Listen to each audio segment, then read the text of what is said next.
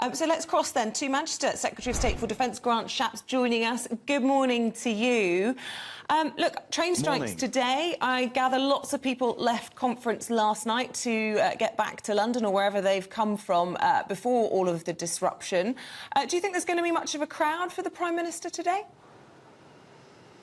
Yes, I'm pretty confident there'll be a crowd. There's actually a lot of anticipation up here. The Prime Minister's looking forward to coming on, describing the some of the difficult, long-term but necessary decisions for this country, so he can sort of plot out his route to a brighter future. So he's pleased to be here, and I think the hall will be very full to answer your question. Do you believe there is a hurricane coming?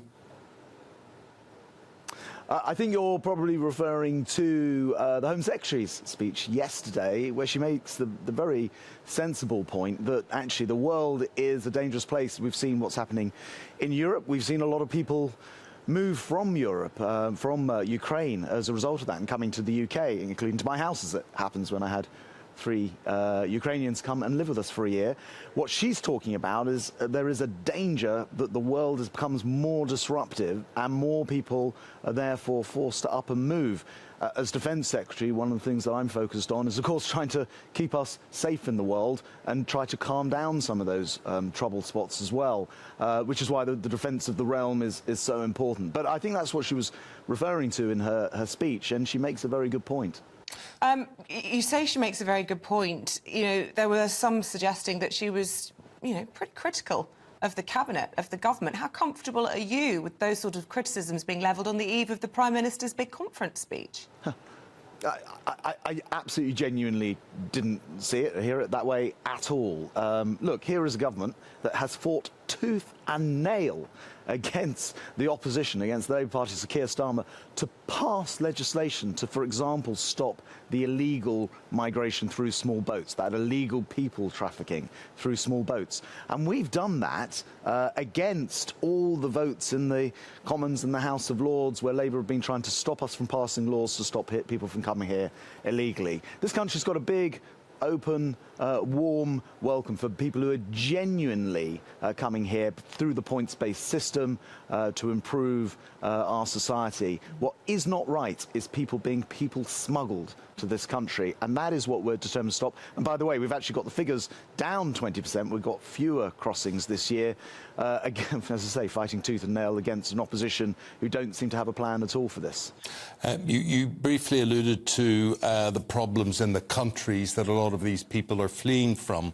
I've got a comment from a viewer and listener, Margaret, who says, why don't the people who criticise us on the migrant issue have a go at the countries that they originally fled from for their failure of care for their own people? Why is it always our fault? So can you tell me, Secretary of State, what Britain is trying to do in any of those countries, and what sort of money are they using to do it with? Is that for the foreign aid budget? Is that what that's used for?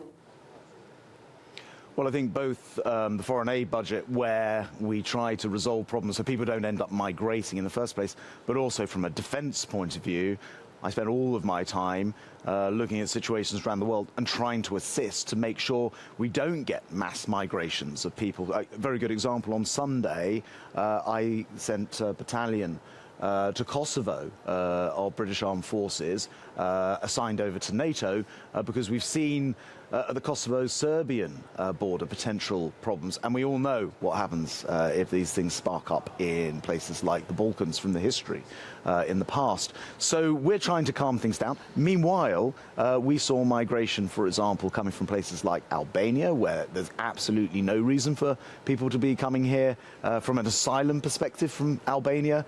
We did a deal with Albania so we can return people, and this year we've seen a huge drop in the number of people coming from Albania. So this Conservative government is gripping this issue. We've seen a fall in the number of people coming here illegally. I'm afraid the same can't be said for Keir Starmer, who votes against every single measure we take to stop people from illegally travelling. I've got to ask you about HS2. We expect the Prime Minister to scrap it today. As a former Transport Secretary, are you satisfied that this isn't turning your back on levelling up, as the Conservative Mayor Andy Street says it will be, if it happens. It absolutely is not turning our back at all. In fact, of course, we need to wait for the Prime Minister's speech. If he were to scrap, and it's the second leg of HS2 we're talking about, and take that money, you can't really judge it without finding out where that money is going to be spent, because that could actually have a fantastic levelling up opportunity. It's billions of pounds, tens of billions of pounds. So what could that be spent on? And perhaps there are things which are worthwhile doing more than building a high-speed rail line, given COVID, given what's happened since, given the change in travel patterns. So here you've got a Prime Minister, as I say, prepared to look at very, very difficult things. A lot of people shy away from these difficult long-term decisions. He thinks that we can make better long-term decisions, have a brighter future by doing that, not as afraid to sometimes take the difficult decisions that will shake things up. That cosy consensus. He could have called for it when Boris Johnson was in office. So I think the big difference, and I think your viewers will appreciate this, is COVID. I was just saying it.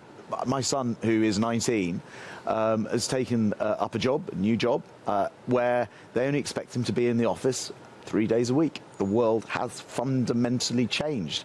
Now, we didn't know that until COVID, and no one was really sure what the travel patterns would return to. But now we know that, why would you not think about whether you can take that money and use it on something which levels up even better? Those are the sort of difficult decisions this PM is prepared to make. I think actually he deserves credit. So what would you say to people who say he's taking that money to use it on something different, and that something different is to buy votes in the north of England? Well, I don't think there's anything wrong, by the way, with providing the things that people want, whether that new, more localised transport, rail or road connections.